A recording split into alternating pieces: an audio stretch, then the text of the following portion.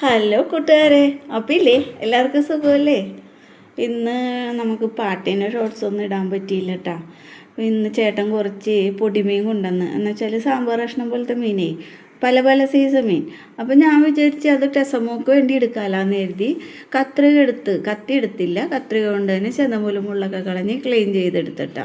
എന്നിട്ട് അവൾക്കത് മഞ്ഞപ്പൊടിയും വെള്ളമിട്ട് മാത്രം വേവിച്ച്, അവൾക്ക് മഞ്ഞപ്പൊടി മാത്രം ഇട്ട് കൊടുക്കാൻ പാടുള്ളൂ.